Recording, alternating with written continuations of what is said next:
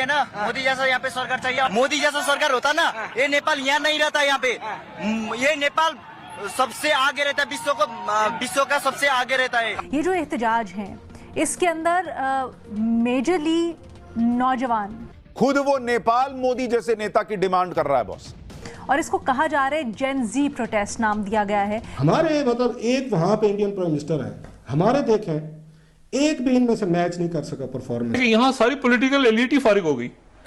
ये दो तस्वीरें मैं स्क्रीन पे पेश करने जा रहा हूं, जरा देखिए कि हमारा लीडर चाइनीज प्रेसिडेंट से कैसे मिल रहा है और इंडियन प्राइम मिनिस्टर की सूरत अहवाल क्या है। ये हमारे वाला मांगत करप्शन हमारे यहाँ चल रही है, जिस तरह से हमारे यहाँ लोगों को रोका जाता है। इस वक्त इक्तदार के ऐवानों में, पावर कॉरिडोर्स में बड़े बड़े ताकतवर लोग आराम से नहीं सो रहे और उनकी नींदें हराम हो चुकी हैं। ये जो हम देख रहे हैं, खित्ते में एक के बाद एक मुल्क, वहां पर नौजवानों की अपराइजिंग खास तौर पर हो रही है। इसके पीछे फैक्टर्स क्या है?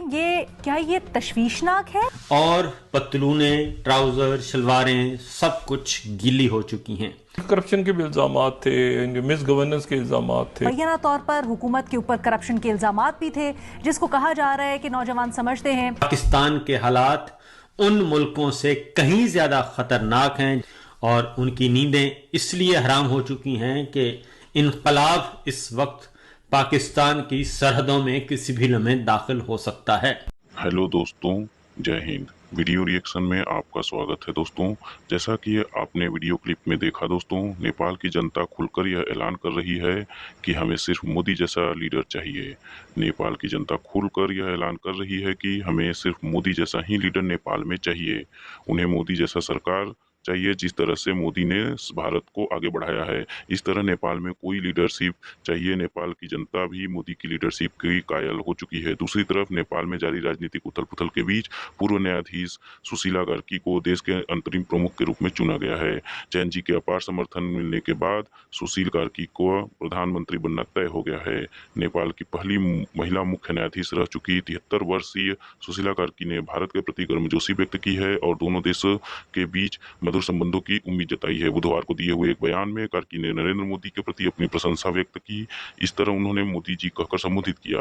दोस्तों, उन्होंने भारत के साथ अच्छे संबंध होने की भी बात कही। अब पाकिस्तानी जनता भी यह कर रही है कि देखो, नेपाल भी खुलकर मोदी की तारीफ कर रहा है। यहाँ ये हुआ है कि यहाँ सारी पॉलिटिकल एलिट ही फारिग हो गई। जो इधर का था वो भी फारिग, जो इधर बैठा था वो भी फारिग, जो इसके मुकाबले में था वो भी फारिग। पूरी एलिट, पूरी की पूरी पॉलिटिकल एलिट फारिग हो गई। उन्होंने के सारे के सारे नौजवान के सारे चोर हैं, ये आपस में मिले हुए हैं और इनमें से हर आदमी 3-3, 4-4 दफा जो है वजीर आजम, उस सबको साफ कर दिया उन्होंने। ये फर्क है। तो वहां एक पॉलिटिकल, अब कौन बचा है? वो सिर्फ जो बादशाह उनके 2007 में चले गए, तो बादशाह आएगी वापस। तो अब एक अजीब सूरत बन गई, क्योंकि वो उनके बड़े पढ़े लिखे नेपाल के लोग हैं और मसला ये है कि वो क्या बादशाह को कबूल करेंगे इस वक्त? ये तो इसके बाद ये बच्चा हो, तो वो अब एक अजीब सूरत डेवलप हो गई है। या ये हो सकता है कि वो बादशाह वापस आ जाए और वो आके जो 2007 में जिन्होंने रिजाइन कर दिया था वो वापस आ जाएंगे अंदर और वो आके सूरत हाल को संभालें, क्योंकि अदालतों को भी आग लगा दी है। वो लोग तो सड़कों पे हैं। वो मैंने कहा पूरा मुल्क का पूरा जो पॉलिटिकल सेटअप ही उनका, पार्लियामेंट को भी आग लगा दी, ऑपोजिशन को भी फेंटी लगाई, सबके पीछे उन्होंने कहा सब एक हो। अच्छा, फिर पुलिस के दरमियान में काबू पाने में नाकाम। ये इतनी तेजी से हुआ है। जायजा, इस वक्त इक्तदार के ऐवानों में, पावर कॉरिडोर्स में बड़े बड़े ताकतवर लोग आराम से नहीं सो रहे और उनकी नींदें हराम हो चुकी हैं। और उनकी नींदें इसलिए हराम हो चुकी हैं कि इनकलाब इस वक्त पाकिस्तान की सरहदों में किसी भी लम्हे दाखिल हो सकता है। और उसकी वजह यह है कि गिरदोपेश के हालात व वाक़यात ये बता रहे हैं कि पाकिस्तान के हालात उन मुल्कों से कहीं ज़्यादा ख़तरनाक हैं जिन मुल्कों में अवाम का गैज़ो गज़ब निकला सड़कों पर, और न ही किसी ने अपनी जान की परवाह की, न माल की परवाह की, बल्कि जालिम हुक्मरानों को उठाकर बाहर फेंक दिया। और 4 मुल्कों में ये वाक़यात रूनुमा हो चुके हैं, जबकि इनमें से नेपाल, बांग्लादेश, श्रीलंका और अफगानिस्तान का ताल्लुक पाकिस्तान के हमसाया ममालिक या फिर जनूबी एशिया से है। इसलिए जनाब, दरूने खाना बहुत कुछ हो रहा है और पतलूनें, ट्राउजर, शलवारें सब कुछ गीली हो चुकी हैं। और ये इसलिए गीली हुई हैं क्योंकि मामला तो एक ही तरह के होते हैं, इंसानी रवैये एक ही होते हैं और इंसानी सोच भी एक ही होती है। जो नौजवान श्रीलंका का है वही नौजवान पाकिस्तान का भी है। उससे कहीं ज्यादा खतरनाक नौजवान जो कि अपने हकूक के लिए खतरनाक हैं, अपनी शहरी आज़ादियों के लिए खतरनाक हैं, वो पाकिस्तान में भी मौजूद हैं। करप्शन हमारे यहाँ चल रही है, जिस तरह से हमारे यहाँ लोगों को रोका जाता है, जिस तरह हमारे यहाँ जो कुछ गलत चीजें हो रही हैं, उसके लिए अगर हमारी पब्लिक भी बाहर निकलती तो शायद यहाँ भी कुछ चेंज आता।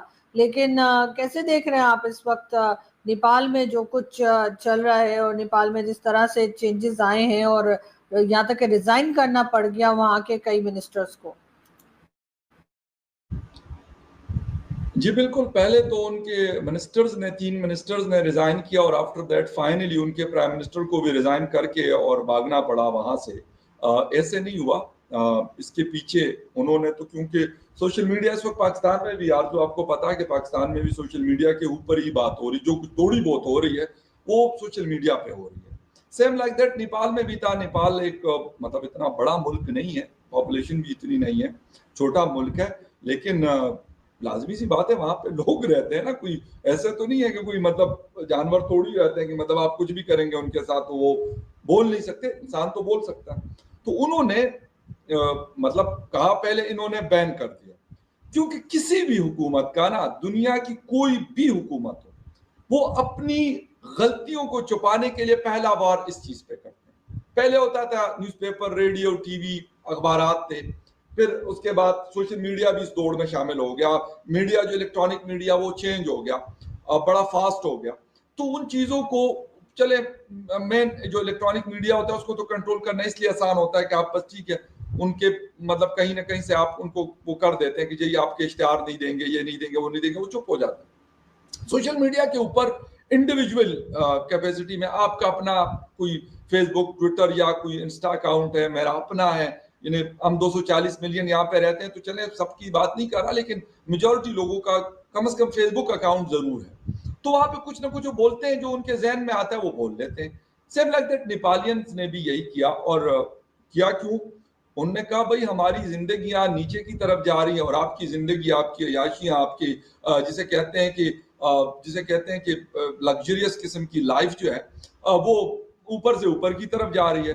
तो इस वजह से उन्होंने प्रोटेस्ट किया और उनके ऊपर बड़ा सख्त ताकत का इस्तेमाल किया। 20 लोगों की जानें गई हैं और ये यंगस्टर्स निकले, ये यूथ थी। लेकिन सेम लाइक दैट जिस के अंदर की जो पिक्चर्स हम देख रहे हैं